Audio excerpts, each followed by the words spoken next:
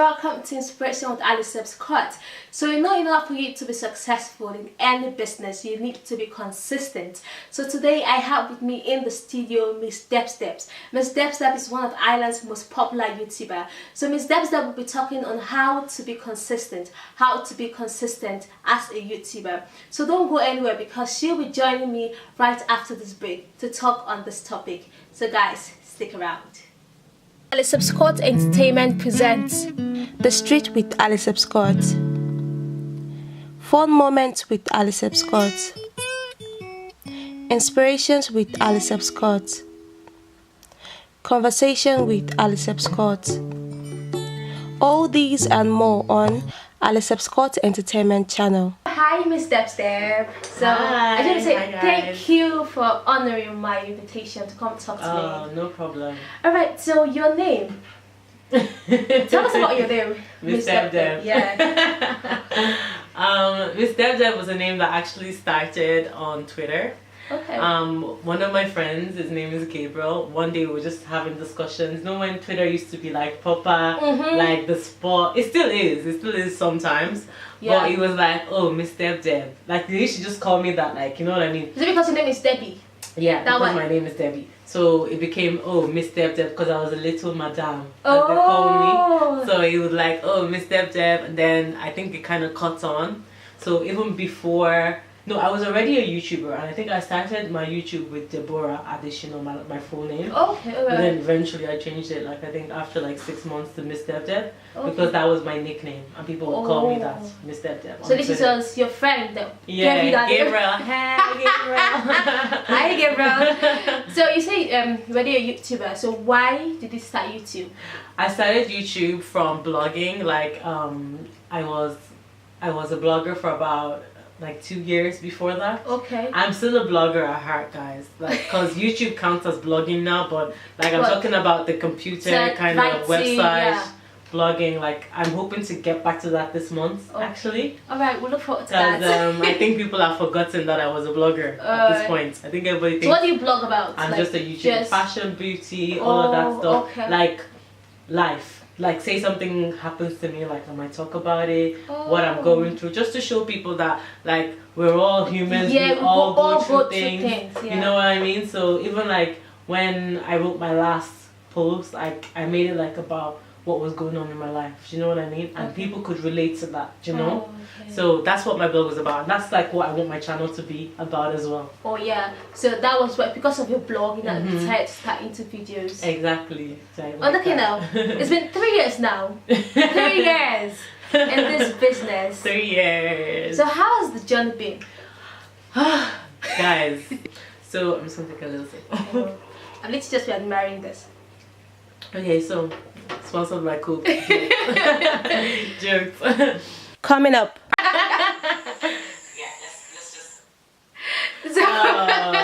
Plus. Yeah, fun fact, I actually gave up YouTube twice. Okay, what year? Twice I gave up, right. So so what happened? And later. And sometimes even prioritizing it over hanging out with people you want to, hang out with. You know what I mean? We don't know, you explain that to us. So the journey has been really, really, really rewarding. Okay. That's the first word I would use. Rewarding in the sense that you might just make a video and it might just be fun for you, whatever, but then you could be impacting somebody else's life in such a positive way that they will send me messages and I will be so touched. Like somebody will say, because of you, I was able to start making my own wigs. Or because of you, I learned how to do makeup. Like I learned from YouTube how to do makeup as well, because I learned from people like Beauty by JJ and Liz Live and all those kind of girls. So I'm very, very happy when somebody else can say I helped them. But they say that it took you a long time before people could recognize you as MsDebDeb, like your brand. I think I'm not gonna lie to you. Like when people first started coming up to me and they were like, oh, I watched the video. I was like, I I was like, I wouldn't know what to say. I think I would be so awkward. Because I would forget. The honest truth is I would forget that I was a YouTuber. So when people would come to me, I'd be like, why is that girl staring at me? Like, imagine you're at a bus stop and somebody's looking at you. Or you're like outside and you're just in Pennies or somewhere. Yeah. And the thing is, I always run into subscribers at Primark. I don't know why. In Pennies. So then somebody would be looking at me and I was like, okay, what's that stranger looking at? But then she'd be like, I watch your videos. I'm like, oh. And then I forget. I'm like, oh yeah. I know that feeling is really, really amazing, because in one of my segments, the Street Alisebh Court, which I started with, and someone literally met me and said, sorry, on the bus I literally looked like something good. And the worst thing is when you look like a mess. Oh my god. I was God. like, sorry, I don't normally do this, but are you a YouTuber? I'm like, yes, I am. Like, oh my god, she hugged me and like, I watch your videos and stuff, you're bold. And right there I was like, wow. So doesn't it just give you like inspiration and like motivation to keep going? It does. And like, that was the topic, is how to be consistent. So that just made you to be consistent. So now I'm gonna play a video for you to watch, and I just want to see your reactions. Okay. Alright. Oh wow, my makeup was shocking. Okay.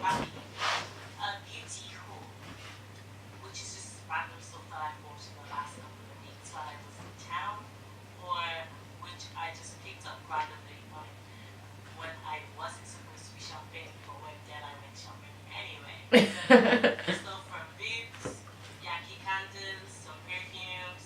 We also bought Boots because I find that perfumes from Boots are cheaper. I don't know, correct me below if I'm wrong. And then also some makeup. Yeah, I'll go straight into it.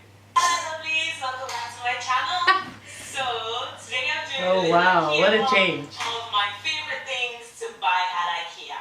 Now the reason I'm doing this haul is to give you guys an idea of what they have at IKEA and the things I like. So maybe that'll give you guys some inspiration.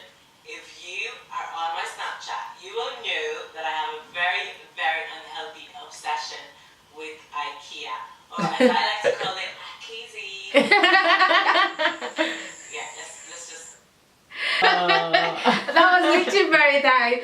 So when you're watching when you're watching the first video, like literally to now, like the transformation, what came to your mind while watching that first video? It just showed me how, number one, time flies and how things change. Like my makeup is like my makeup is completely different. Yeah. Number one. Yeah. Number two, my hair. Like I learned how to make hair. I didn't know how to make hair at that time. Yeah. I was still getting sew-ins and stuff. I learned how to make wigs. I learned how to do my makeup like better. Yeah. I learned to dress better. I'm a big believer in self-learning. Yes, yeah. Like, in fact, I shared a quote this week by Tim Ron. Okay. I'll read it out to you actually. I have it here. I put it on my Instagram. And the quote says, formal education will make you a living, but self-education will make you a fortune. That's the truth. I make wigs for people and I charge. So I feel like I'm one of those people that I believe that if you can do makeup, if you can do anything, you should always find a way to make money because that's how you will make a fortune.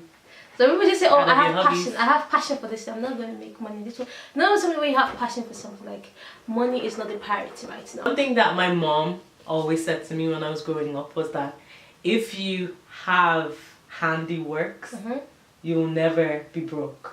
Oh yeah. So if you know how to do things with your hand, you can never be broke. I think if your hobby can make you money, then go for it. Should. And they always say that your dream job should also be that thing that you're really passionate about. That you wake up in the morning. That can make you money. Yeah. So there's a free tip for you guys.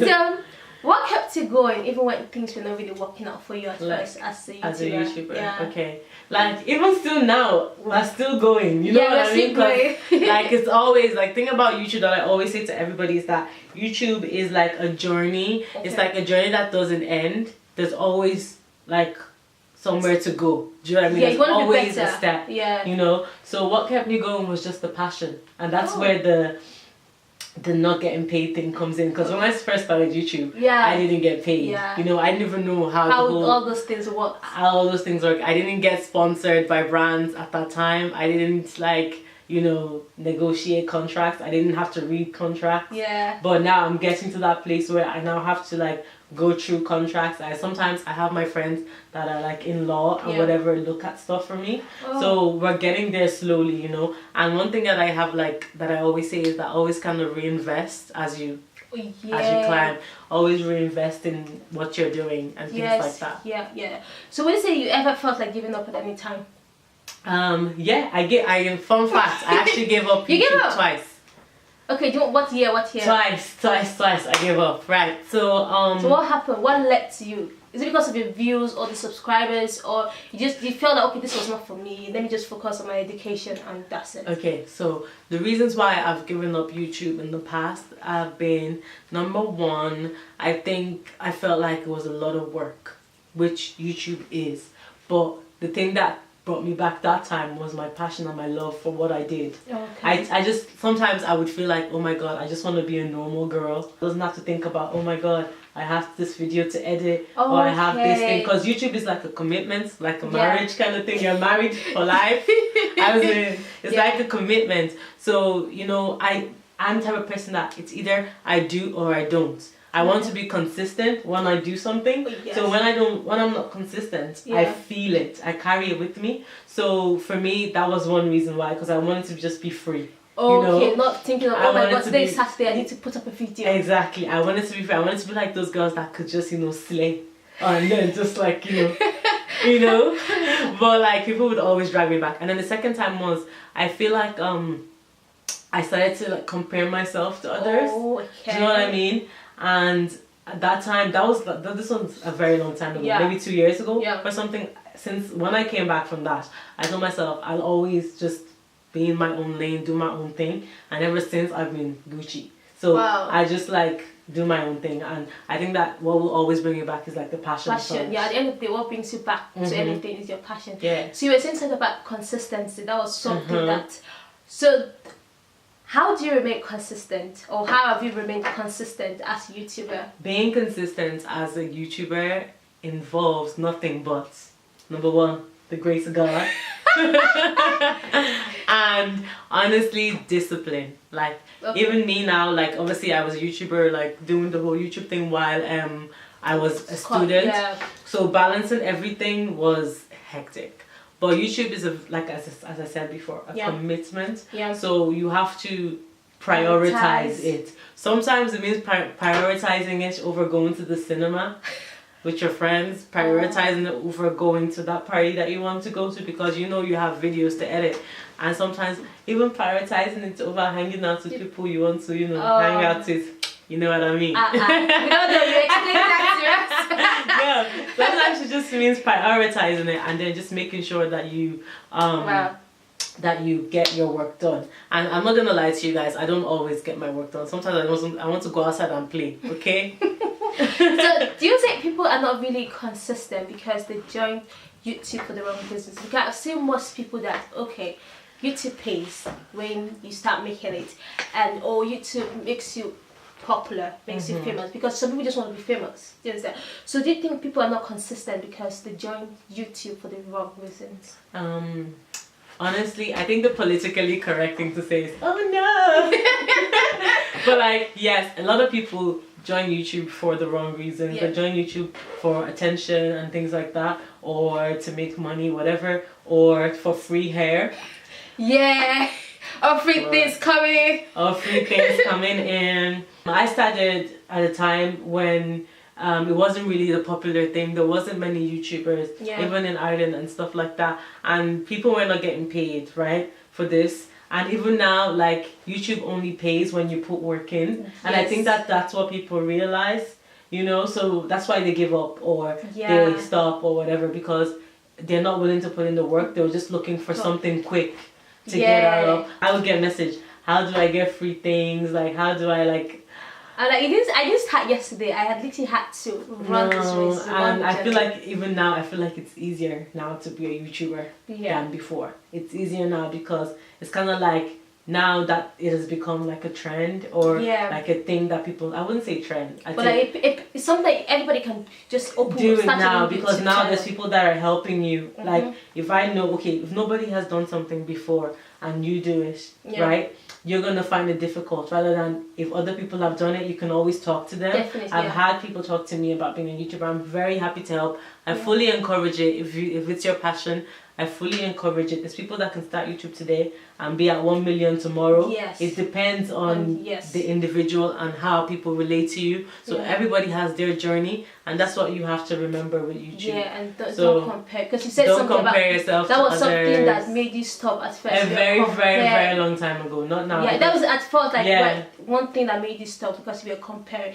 And I know I also watched someone's video, like there was a time she wanted to give up because she was comparing herself with different YouTubers and the views, the subscribers. Beauty by Glitter, this is 5 or 7 years now, so I can imagine. You were just starting today. And people even compare her to Patricia Bright. Yeah. So people will say, oh, Patricia Bright and is at 1 million. Beauty by Glitter is at 600,000 or something. Yeah. People still compare. So you have to remember that people will always compare you. Definitely. So you just stay in your lane, because people will talk either way. Whether you do good or bad, people will talk. I know it's normal for females and stuff, you know. I think that's a topic. You know, it's very normal for females to compare and stuff, but like, there's no need for that. There's no need. I feel like there's space for everybody to do what they're doing, and I feel like sometimes your support might just be what might help that next person do better. So always be a supporting hand to somebody else. Exactly. So what are the do's and the don'ts of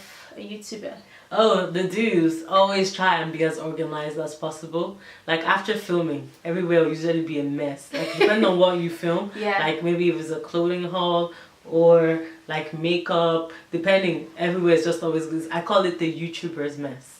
So like always try and be. I do. I actually do. I make up names for everything, guys. So always try and be organized. Like, you know, prioritize schedule. If you don't schedule, I find personally for me, if I don't schedule, nothing gets done. If nothing is on my calendar, that day is free. You know, so I need to put things in my calendar. I need to know that this is what I should be doing today. This is how I'm gonna do it. The don'ts of a YouTuber would be: don't jump ahead of yourself, aka like if you're starting YouTube today, unless you know that you're gonna commit, if you know the type of person you are, don't go and buy an expensive camera if you know you're not gonna stick to it. I've seen so many people do that mistake, and then they're like, oh, I bought all this equipment, but now I'm not in the mood. I don't want to do it anymore. YouTube is a lot of work. This is for people that are just starting afresh, which means don't go and invest in €1,000 camera. Start with a €600 camera. You know what I'm trying to say? Like, you know, don't like waste money. Don't, if you know you're not going to stick. If you know that you're the type of person that has a new hobby every month, don't. You know, you have to know yourself, like, you know, like, because YouTube can be very expensive. I'm sure you know this. It is, yes. You know, the lighting, the camera, the equipment, the microphone. Like, I just bought this new microphone that was like almost 100. So like, so all this investment goes in. But I guess that's why we can see the whole before and after. Because all the quality, the makeup, the hair, all that, it changes over time. So I'll say definitely don't invest too much at the start, and just give it time. Let your change go and happen like over time. You know what I mean? Doesn't have to happen all at once. Doesn't have to start with HD. You know, just start with something decent. But suppose they just want to like, okay, I'm coming with full force. I need to. But if you know you're going to stick with this thing forever, then yes, invest. But if you know it's like she said, you have different hobbies every month, then you just have to know yourself and know what you're capable of. And another major don't is don't go and buy a camera that has no flip screen. If you do, I promise you will suffer, because guess what? My first camera had no flip screen. My first DSLR, the one that you're seeing in my first video that you played there, it had no flip screen. So what I would have to do is I'd have to like record, then run around to see like that I'm in frame, then run back around. Then sometimes the camera would stop recording and I wouldn't even know. Oh sugar. So that was like a major headache all the time. Yeah, I think that's a good one. That's the one.